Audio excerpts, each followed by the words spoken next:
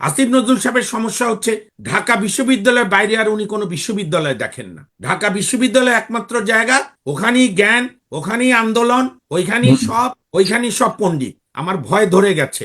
আমরা এরকম 2007-এর প্রথম দিকেও এরকম দেখেছিলাম যে যা যা ঘটে গেছে ঘটে গেছে, আসো এবার সবাই মিলে ঠিক হই। পরে সংস্কার একটা গালিতে পরিণত হয়ে গিয়েছে। দুইটি বড় দলের সংস্কারপন্থীরা ক্যারিয়ার শেষ হয়ে গিয়েছিল। বরং দুই নেত্রী আরো সর্বময় ক্ষমতা হয়, যার পরিণতিতে শেখ হাসিনা ফ্যাসিস্টে রূপান্তরিত হয়। মানুষ কেন, একটা ব্যাপক অংশের মানুষ কেন সংস্কারের পক্ষে বেশি জোরালো অবস্থান রাজনৈতিক দলগুলোর নির্বাচনের দাবি চাইতে? 1994 সালে বিএনপির কয়েক নেতা নেত্রী বলেছিল যে আওয়ামী লীগ আওয়ামী লীগের কেয়ারটেকার দাবির আন্দোলনের জন্য ছাত্র দলই যথেষ্ট। আপনি ইতিহাস পড়ে দেখেন। তার পরের দিন 94 সালে মতিঝিলে আওয়ামী লীগের একটা প্রোগ্রাম ছিল। এই যে এবার যে পালাতে গিয়ে পড়ে গিয়ে মারা গেলেন যে ভদ্রলোক, ইসাক আলী খান পান্না, উনি ছিলেন ছাত্রলীগের সাধারণ সম্পাদকের এনামুল হক শামীম, যার একজন পালিয়ে আছে, উপমন্ত্রী ছিল বোধহয়, পানি সম্পদ নাকি, সে ছিল সভাপতি। তো শেখ হাসিনা বই খাতা কিনে কলম সহ ধরিয়ে দিয়েছিল যে হুম, বিএনপি তো বলছে ছাত্রদলই যথেষ্ট আওয়ামী লীগকে রাস্তায় দেখানোর জন্য, আর আমি ছাত্রলীগের হাতে বই খাতার কলম ধরিয়ে দিলাম। আমার হুম, মনে আছে ওই দিনের পরের দিন আমরা তখন ছাত্র, অনার্স পড়ি লয়, মানে ইভেন ঘোর আওয়ামী লীগ বিরোধী লোকরাও মানে একেবারে স্তম্ভিত হয়ে গেছে, আরে আল্লাহ কি সাংঘাতিক জিনিস, ছাত্রলীগের হাতে কলম আর বই আর সরে ধরাই দিল শেখ হাসিনা। সেই ছাত্রলীগ কিভাবে হেলমেট লীগে পরিণত হলো, গুন্ডা লীগে পরিণত হলো, একটি ঐতিহ্যবাহী ছাত্র সংগঠন হওয়ার সত্ত্বেও? কারণটা কি? কারণটা হচ্ছে, আমি প্রফেসর সাহেবের সঙ্গে একমত হয়েও বলি, সওদাগর ভাই, আমাদের আমাদের অতীত অভিজ্ঞতা খুব খারাপ। ক্ষমতায় যাওয়ার আগ পর্যন্ত আমরা এক ধরনের কথা বলি, ক্ষমতায় যাওয়ার পর আর ওই একই কথা বলি না। এইটা আমরা 72-এ, আমরা তখন আমি খুবই ছোট, আমার মনে নাই, কিন্তু 72-এর স্বপ্ন পূরণ জন্য আর পুরা জাতি বঙ্গবন্ধুর উপর আস্থা রাখলো। উনি দুর্ভাগ্যজনকভাবে বাকশাল করে দিয়ে নিজেও বাঁচতে পারলেন না, আমাদেরকেও স্বপ্ন ভঙ্গ হলো। আমরা হুম। 90-এর গণঅভ্যুত্থানে, এই যে আমার চেম্বার, আমি যেখান থেকে জয়েন করেছি, এই পুরানা পল্টনে, তখন আমি তরুণ ছাত্রকর্মী সর্বদলীয় ছাত্র ঐক্যের। বকর ভাইয়ের মনে আছে কিনা, ফারুক ভাইয়ের মনে থাকবে, উমর ফারুক ভাইয়ের, 7ই ডিসেম্বর থেকে 15ই ডিসেম্বর পর্যন্ত নয়াপল্টন মোড়ে সর্বদলীয় সাংস্কৃতিক উৎসব হয়েছিল। আওয়ামী লীগ, বামপন্থী, বিএনপি সহ জাসদ বাসদ সব সাংস্কৃতিক ব্যক্তিত্বরা, এবং হুম। প্রত্যেকে ওয়াদা করেছিল যে আর যাই হোক, জাতীয় পার্টির কাউকে আর কোনোদিন আমরা আমাদের রাজনীতিতে স্থান দেব না। মনে আছে ফারুক ভাই? রাইট, যে রাইট, রাইট। জাতীয় পার্টি অচ্ছুত। সবাই সেই ঐক্যবদ্ধ হয়েছিল। হুম, হ্যাঁ, সেই জাতীয় পার্টির সমর্থন নিয়ে শেখ হাসিনা ক্ষমতায় গিয়েছেন 96-তে। আর হুম, শেখ হাসিনাকে নামানোর জন্য 2000 সালে ওই জাতীয় পার্টির এরশাদকে নিয়ে বেগম জিয়া একসঙ্গে মঞ্চ করেছেন, 4 দলীয় ঐক্যজোট, জামাত ইসলাম সহ। তো হুম। সুতরাং আমাদের রাজনীতিবিদদের অতীত ঐতিহ্য খুব গর্বের হলে আমাদের তো এরকম সিস্টেমই হতো না। এই যে আমি তো খুব নরম মানুষ, একটা ছোটখাটো উকিল, এত দেশ বিদেশও ঘোরার সৌভাগ্য হয় না।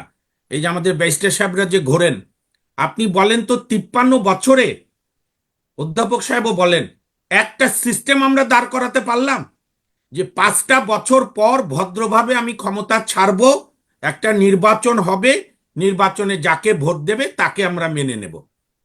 এই ক্ষমতা না ছাড়ার প্রবণতাই তো আজকে আমাদেরকে ফ্যাসিস্ট আন্দোলনে, ফ্যাসিবাদে পরিণত করলো। শেখ হাসিনা ফ্যাসিস্ট হলো, কত আত্মহতি গেল।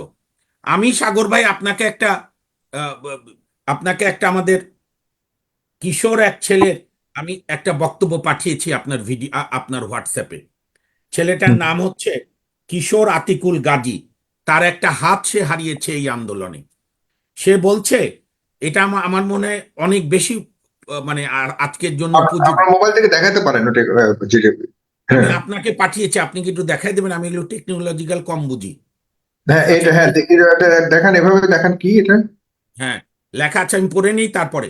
সংস্কার ছাড়া ক্ষমতা চাইলে 1600 শহীদের জীবন ফিরিয়ে দিন, আমার 22,000 আহত ভাইয়ের আগে সুস্থ জীবন ফিরিয়ে দিন, আমার হাত ফিরিয়ে দিন। আমি আপনাকে হোয়াটসঅ্যাপ করেছি। আচ্ছা। তো এইটাই হচ্ছে আকাঙ্ক্ষা এখানে। বকর ভাই মামুন ভাই, অত্যন্ত, সংস্কার কিন্তু আমরা চাই। এখন আপনি আমি বলেন শেষ করি বকর ভাই, আমি শেষ করি। আমি একদিনও বেশি এই সরকারকে আমরা সময় দিতে চাই না। এই সরকার যে অনেক ভালো কাজ করছে সেটাও যেরকম সত্য, আবার অনেক কাজে এরা অনেক পিছাচ্ছে। শেখ হাসিনার আমলের প্রশাসনিক ট্রাইব্যুনালে ফ্যাসিবাদের অনুগত বিচারপতি শওকত হোসেন এর আগে শেখ হাসিনা 2 বছর করে চুক্তি বাড়িয়েছে।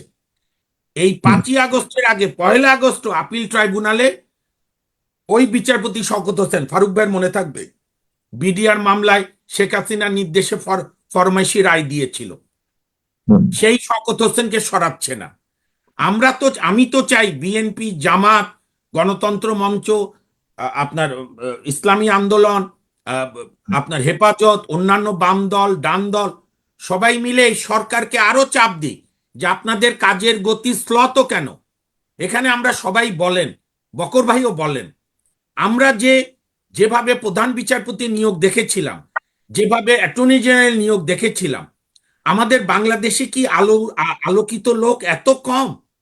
এই নির্বাচন কমিশন আমার জানা মতে 72 সাল থেকে সবচাইতে কম গুরুত্বপূর্ণ পদাধারী ব্যক্তিদের দিয়ে এই নির্বাচন কমিশন গঠিত হয়েছে। আমাদের কি লেফটেন্যান্ট জেনারেল, জেনারেল মর্যাদার সামরিক অফিসার ছিল না সাবেক, অনেস্ট, সৎ, সাহসী? আমাদের কি ফুল সেক্রেটারি আরো 2-3 জন ছিল না? আমাদের কি যে কোনো বিশ্ববিদ্যালয়ের নির্বাচন বিশেষজ্ঞ লোক ছিল না? আমাদের সমস্যা হয়েছে কি? আসিফ নজরুল সাহেবের প্রতি সম্মান রেখে বলছি, আমলা নিতে হবে কেন? সব আমলা নিতে হবে কেন? রিটায়ার্ড। হ্যাঁ সেটাই আমি বলি। শেখ হাসিনার যেরকম একটা অবসেশন ছিল গোপালগঞ্জ, সমস্ত প্রতিভা গোপালগঞ্জে নিয়োজিত। আসিফ নজরুল সাহেবের সমস্যা হচ্ছে ঢাকা বিশ্ববিদ্যালয়ের বাইরে আর উনি কোনো বিশ্ববিদ্যালয় দেখেন না। ঢাকা বিশ্ববিদ্যালয় একমাত্র জায়গা, ওখানেই জ্ঞান, ওখানেই আন্দোলন, ওইখানেই সব পণ্ডিত। ফ্যাক্ট হচ্ছে ঢাকা বিশ্ববিদ্যালয়, আমার যে বিশ্ববিদ্যালয় রাজশাহী বিশ্ববিদ্যালয়, কোনো বিশ্ববিদ্যালয়ের ছাত্র এবার আন্দোলনে শহীদ হয়নি। আমি এটার জন্য দুঃখ করছি না, কোনো লোকই যাতে শহীদ না হয়। যেটা আমার বন্ধু ফারুক ভাই বলেছে, এবারের আন্দোলন তো রিলে রেস। বকর ভাই, সদগার ভাই, আমার বিশ্ববিদ্যালয় থেকে একজন শহীদ হয়েছে। একজন জগন্নাথী জি। পাবলিক ইউনিভার্সিটি গুলোকে যখন শেখ হাসিনা বন্ধ করে দিল, বিশ্ববিদ্যালয়ের ছাত্র আবু সাইদ বিশ্ববিদ্যালয়ের ছাত্র, ঢাকা বিশ্ববিদ্যালয় হয়নি সেটা বোঝাচ্ছে। আমি বলছি ঢাকা বিশ্ববিদ্যালয় কেন্দ্রিক সব সংস্কার কমিশনে জগন্নাথ বিশ্ববিদ্যালয়ের কোন শিক্ষক যোগ্য ছিল না আইন কমিশনে যাওয়ার, সংবিধান কমিশনে যাওয়ার, সব ঢাকা বিশ্ববিদ্যালয়। এই যে গণমাধ্যম কমিশন হয়েছে সেখানে টিচার ঢাকা বিশ্ববিদ্যালয়। কেন জগন্নাথ, জাহাঙ্গীরনগর, রাজশাহী, চিটাগাং, রংপুর বেগম রোকে আবু সাইদ যে ইউনিভার্সিটি, সেখানে যোগ্য লোক নাই? আমি কি কারণে বলছি ভাই? আমার ভয় ধরে গেছে। আমরা এরকম 2007-এর প্রথম দিকেও এরকম দেখেছিলাম যে যা ঘটে গেছে, আসো এবার সবাই মিলে ঠিক হই। পরে সংস্কার একটা গালিতে পরিণত হয়ে গিয়েছে। 2টি বড় দলের সংস্কারপন্থীরা ক্যারিয়ার শেষ হয়ে গিয়েছিল। বরং 2 নেত্রী আরো সর্বময় ক্ষমতা হয়, যার পরিণতিতে শেখ হাসিনা ফ্যাসিস্টে রূপান্তরিত হয়। 2007-এর আগ পর্যন্ত আওয়ামী লীগের প্রেসিডিয়াম মিটিং এ তোফাইলরা প্রশ্ন করত, আপনি খোঁজ নিয়ে দেখেন। বিএনপির মিটিং এ স্থায়ী কমিটির সদস্যরা প্রশ্ন করত।